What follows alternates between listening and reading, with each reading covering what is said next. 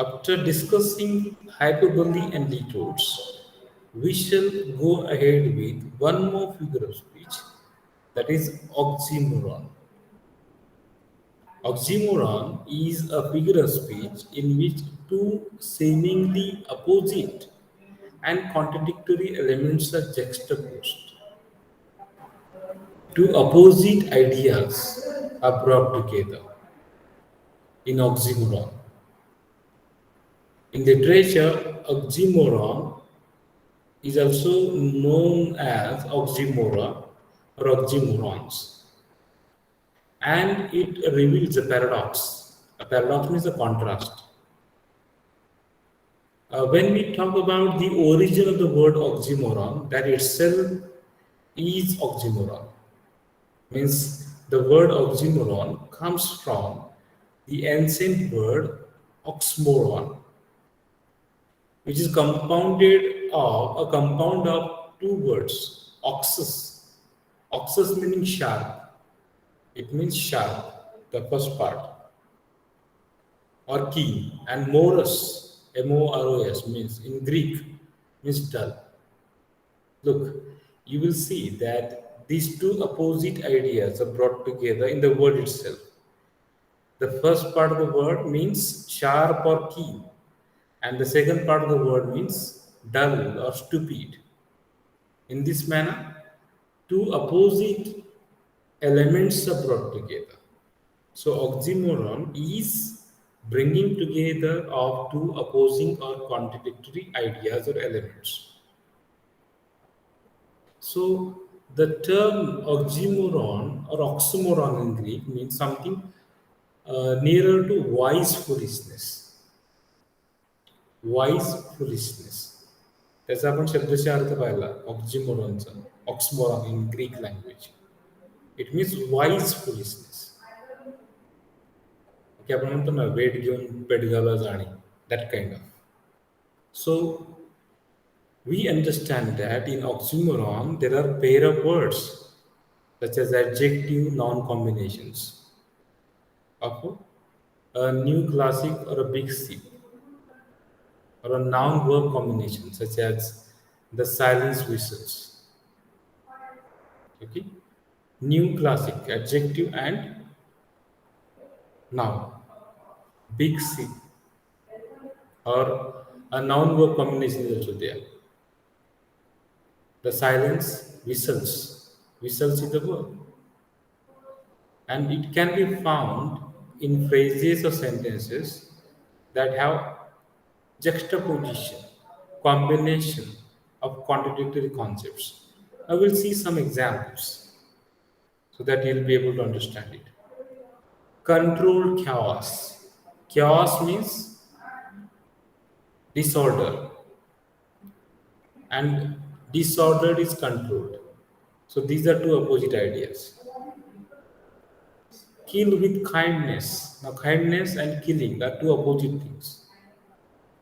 Old news. News is old.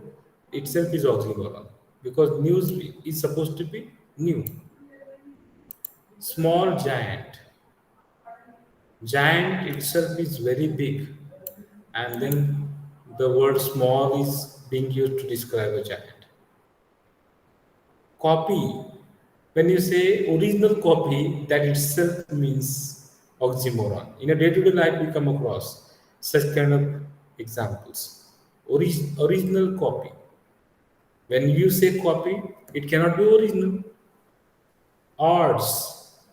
Odds are odds. But when you say even odds, that itself is, no, you know, odd figures and even figures in mathematics. So that is bringing together opposite things, elements. Subway is below ground, you might be knowing. And then this is elevated. Elevated means raised one, raised platform. So these are two opposite ideas.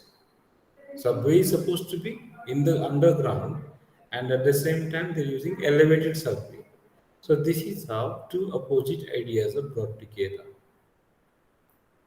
Now these are some of the famous quotes which have oxymora in it. For example, I'll quote Winston Churchill's statement here. Churchill was the Prime Minister of UK. I always avoid professing beforehand because it is much better to prophesy after the event has already taken place. Now, these are actually opposite ideas. Professing beforehand and prophecy after. Now, prophecy is something which is told before only. How can it be after? भाकीत म्हणतो आपण मराठीमध्ये prophecy म्हणजे Churchill काय म्हणतात पहा मी आधीच बाकीत व्यक्त करणं टाळतो नेहमी टाळतो कारण काय ते घडून गेल्यानंतर बाकीत व्यक्त करणं बेटर असतं so this is opposite so this is oxymoron it's a step forward although there was no progress. So step forward and no progress are opposite ideas. Nothing was stolen. I had an honest thief. How can the thief be honest? An honest thief. It is the statement made by Donald Trump, the former American US president. We must believe in free will. We have no choice. Free will and no choice. Itself, these are the examples of opposite. I'm a deeply superficial person. Now, deep and superficial are two opposite words. Deep is opposite to superficial. Superficial means only on the what you call something which is not deep. Okay, वरवरचं म्हणतो आपण त्याला. So this is how we understand the use of oxymoron. Let's see it with the help of a poem. Let me say lines from a poem. These are the lines taken from the poem The Send Off by Wilfred Owen. I shall read these lines for you people. And down the close, darkening lanes, they sang their way to the siding side and lined the train with faces grimly gay. Their breasts were stuck all wide with wreath and spray, as men's are dead. So in this poem, what we see is that Owen is describing the soldiers. The soldiers are getting ready to go to war. And they're trying to put a good face and the public is sending them off. But they know that they are heading into uncertainty and terror. Public is giving send off to them and they have put smile on their faces. But they know that they are going to meet their death. There is uncertainty. Therefore, their faces are grimly gay. Gay means happy, and grimly means sad. So here an oxymoron is used. You can understand the circumstances in which the soldiers are going. As they are bidding farewell to the public, so they have to show happiness. But in their mind, there is a fear because there is a kind of uncertainty. You see, they may die during the war. So this is how we can understand the use of oxymoron.